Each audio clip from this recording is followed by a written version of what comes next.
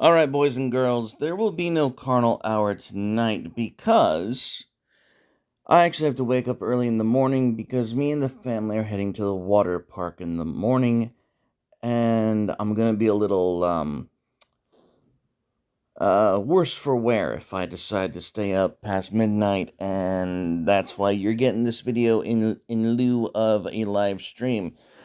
And we're gonna go over a Bloomberg article. Please pardon the lame and gay subscription bar at the bottom. This is from a Bloomberg article, and fuck them for this absolute bullshit on the screen. So we're just going to pretend that's not there. So this is about the Texas abortion bill which just passed, and we're going to go over the details according to Bloomberg about what this law does. First of all, and this is really exciting. I'm loving everything that I'm reading about this.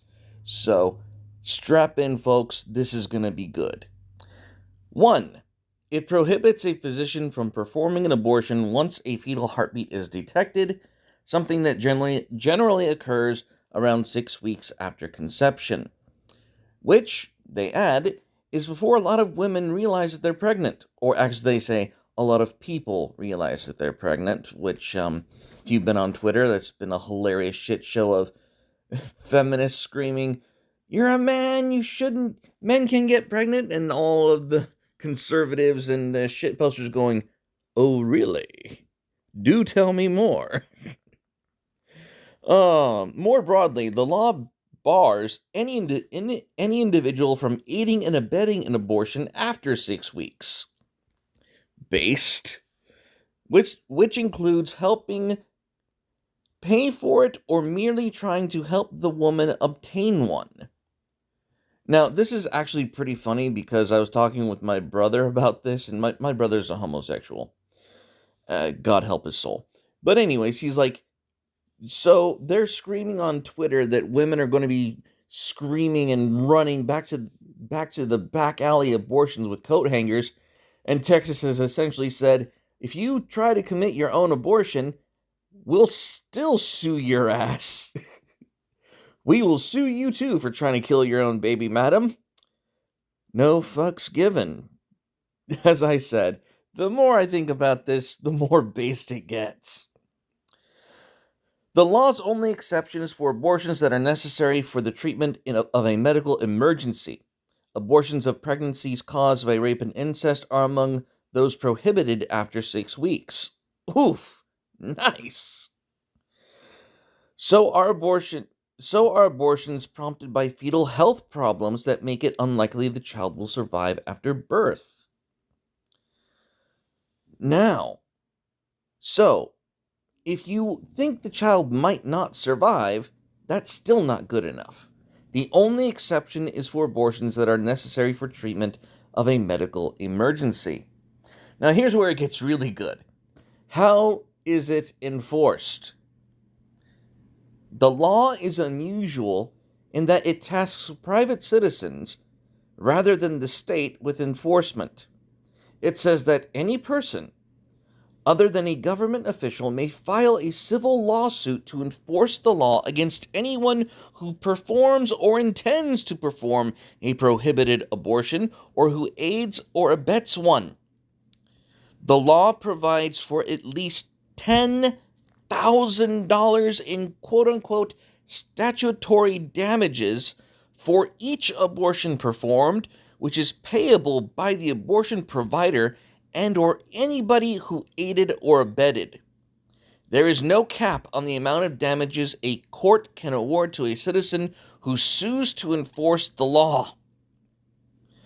Other provisions of the law meant to hamstring abortion providers include rules on where they might have to travel to defend themselves in the second largest U.S. state and limits on the defenses they can present in court. Ladies and gentlemen, this is a major win for the fathers of the unborn. At least $10,000 in statutory damages. Imagine the trauma, the stress, the emotional damage done to a father whose woman has killed the life of his unborn child. And by the way, Planned Parenthood is footing the fucking bill on this shit. We're not just going after the woman. The woman might not be able to pay diddly. Planned Parenthood and all that government money that has been sent to them courtesy of the government, is now going to go straight to the father when this law is being used. Fucking beautiful. So, what can happen to women who have abortions after 6 weeks? Nothing. The Texas law doesn't hold the woman liable, just those who help her. Well, okay. That's fair play. So we're not going after the ladies in back alleys doing their thing. Which is fair. If you're going to commit to taking a life, the least you could do is risk your own. That's all I'm going to say on it. 4. Why is enforcement left to private citizens? By keeping government officials out of enforcement, advocates of the law hoped it would insulate it from review by federal courts. That's one aspect of it. I'll go into another one later on. Governments are generally constrained by the U.S. Constitution, but private citizens aren't. Texas argues that even if the new law is found to be unconstitutional, courts would lack any basis to issue an order blocking it. If the Texas law is upheld, other states might pass similar measures encouraging strategic lawsuits by residents.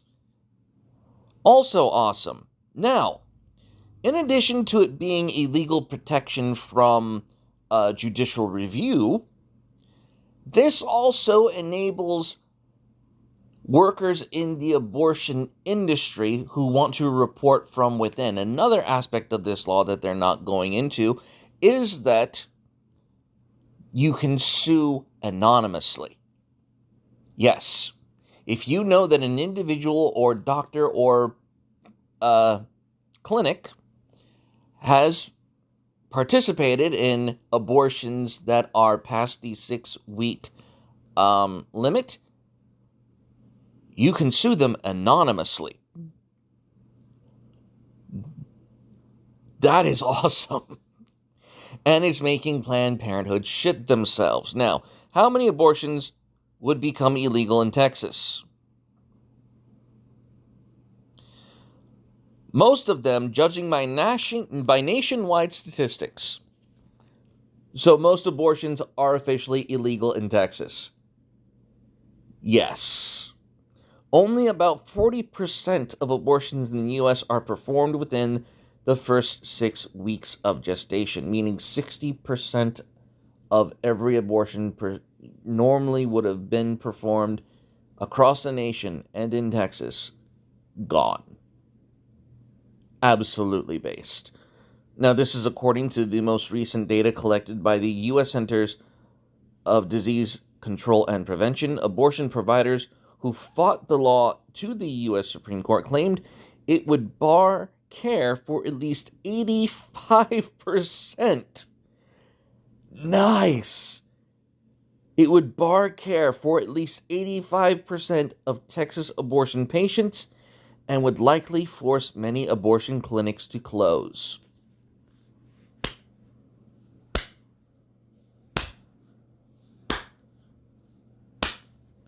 This is amazing news. This is unessentially God-pilled. 6. What does the Supreme Court say? By a 5-4 vote, the court refused to block the law while legal challenges against it continue in lower courts. The majority said abortion providers had, quote, raised serious questions regarding the constitutionality of the Texas law, but hadn't shown they could overcome the thicket of procedural obstacles stemming from the law's unusual delegation of enforcement powers to private parties. The law faces a number of additional challenges, including in Texas state courts. What does this mean for Roe v. Wade? This is going to be salty. The Supreme Court has generally prohibited restrictions on abortions until quote-unquote viability, when a fetus is capable of surviving outside of the womb. The court has suggested that takes place at around 23 or 24 weeks. However, since Roe v. Wade, that time frame has gotten shorter and shorter and shorter and shorter. Already on the docket for the High Court's fall term is a challenge to a Mississippi law that would outlaw most abortions after 15 weeks. As I said, because the viability window is getting shorter. We are reaching a point in technology where we can remove the baby from the womb at an earlier point in the pregnancy and allow them to survive. And yet, we need to, if viability is a standard, then like this Mississippi law, which the abortionists are challenging in spite of science, they still want to contend the issue. Mississippi argues that viability is, quote, not an appropriate standard for assessing the constitutionality of abortion laws. Correct.